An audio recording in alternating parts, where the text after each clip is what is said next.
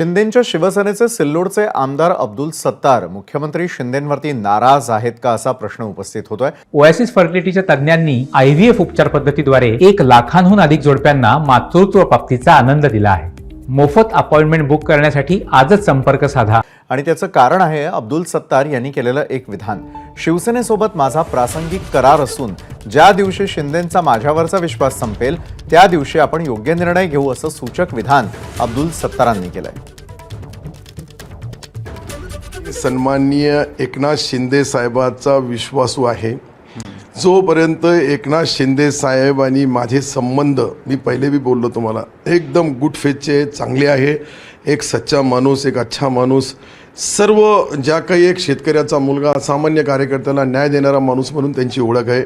मी मुळात ज्यावेळेस 19 मध्ये हे जे घडलं, या घडण्याच्या पाठीमागचे सूत्रधार भी तुम्हाला माहीत नाही, याचे मेन सूत्रधार एकनाथ शिंदे आहेत। एकनाथ शिंदे औरंगाबादचे पालकमंत्री होते आणि ते पालकमंत्री असताना त्यांचे आमचे संबंध आले आणि त्यांच्या संबंधाच्या मी काँग्रेसमध्ये काही गोष्टीमध्ये बदल करायचं सांगितलं उमेदवारामध्ये।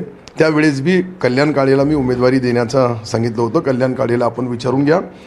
माझं विन्सल कॅस्टल काही हॉटेल आहे तिथे आमची मीटिंग झाली। तर सत्तारांच्या या विधानामुळे भुवया उंचावण्याचं आणखी एक कारण म्हणजे त्यांनी महाविकास आघाडीचे नवनिर्वाचित खासदार कल्याण काळेंची घेतलेली भेट। जालन्यात केंद्रीय मंत्री आणि भाजपचे रावसाहेब दानवेंचा पराभव करणाऱ्या कल्याण काळेंचा अब्दुल सत्तारांनी सत्कार केला। यावेळी सत्तारांनी काळेंना मिठी मारत त्यांचं अभिनंदन केलं आणि त्यामुळे या मिठीत नव्या राजकारणाची नांदी आहे का याची चर्चा आत्ता रंगू लागली आहे। त्यांना मी एक प्रश्न विचारला होता काही वेळापूर्वी, तुमचे जवळचे मित्र कोण? तर त्यांनी उत्तर दिलं, अंतराने जवळचे रावसाहेब दानवे आणि हृदयाच्या जवळचे कल्याण काळे। ते खरं आहे, ते खरं आहे।